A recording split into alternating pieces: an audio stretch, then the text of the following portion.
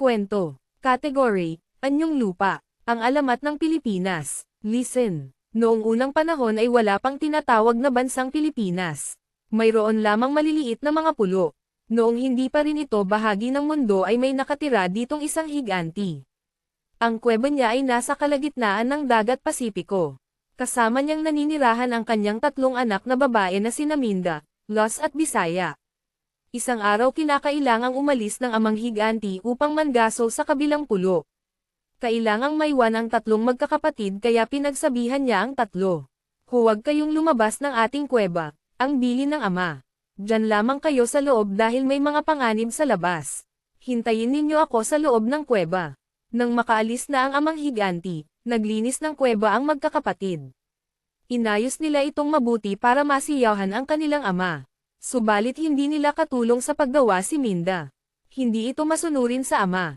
Lumabas pala si Minda at namasyal sa may dagat. Hindi man lamang nagsabi sa mga kapatid. Tuwang-tuwa si Minda na naglalaro ng mga along nang gagaling sa dagat. Namasyal siya at hindi niya napansin na malayo na pala siya sa tabi ng dagat. Habang siya ay naglalakad, isang napakalaking alon na masasabing dambuhala ang lumamon kay Minda. Nagsisigaw siya habang tinatangay ng malaking alon sa gitna dagat. Tulungan ninyo ako, sigaw ni Minda. Narinig ni Los at Bisaya ang sigaw ni Minda. Abot ang sigaw sa loob ng kuweba kaya tumigil sa paggawa ang dalawa. Si Minda humihingi ng tulong. Sabi ni Los na nanlalaki ang mga mata sa pagkagulat. Oo nga, halika na. Yaya ni Bisaya, bakit kaya? Mabilis silang tumakbo sa may dagat. Tingin dito, tingin doon. Nakita nila si singhap-singhap sa tubig ang kapatid. Hayon sa malayo, sigaw sabay turo ni Los. Hindi marunong lumangoy si Minda. Sabi ni Bisaya at tumakbo na naman ang dalawa. Sabay iyak ni Los. Mabilis nilang nilusong si Minda, malalim pala doon. Inabot nila ang kamay nila sa kapatid. Pati sila ay nadala ng dambuhalang alon. Kawag, sipa, taas ng kamay, iyak sigaw at walang tigil na kawag. Sa kasamaang palad ang tatlong dalagang higanti ay hindi na nakaahon. Nang dumating ang amang higanti nagtataka siya bakit walang sumalubong sa kanya. Dati-rati ay nakasigaw na sa tuwa ang tatlo niyang anak kung dumating siya. Wala ang tatlo sa kuweba, ni isa ay wala roon. Saan kaya nagtungo ang tatlo kong anak? Tanong niya sa sarili. Saan kayo Los, Minda, Bisaya? Walang sumasagot, hinanap niya sila sa paligid ngunit wala sila roon. Pinuntahan niya ang ilang malapit na pulo, ni Anino ay wala.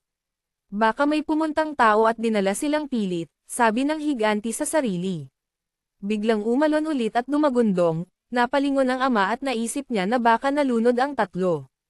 Ako pa siya sa malayo at hindi nagkamali ang higanti.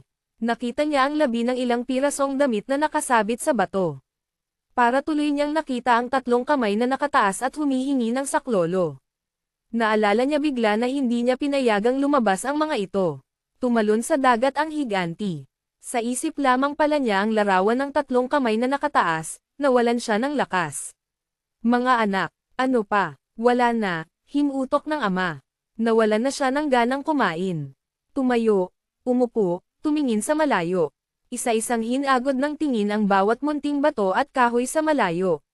At sa pagod at hapis napahilig sa isang bato at tuluyang natulog. Mahabang pagkatulog ang nagawa ng kawawang higanti. Nang magising ang higanti, kinusat niya ang kanyang mga mata. May nakita siyang wala doon dati. Tumayo bigla at tiningnan mabuti. Ano ito? Saan galing ang tatlong pulong ito? Sila kaya ang tatlong ito? Tanong sa sarili, lalong lungkot ang naramdaman ng amang ulila.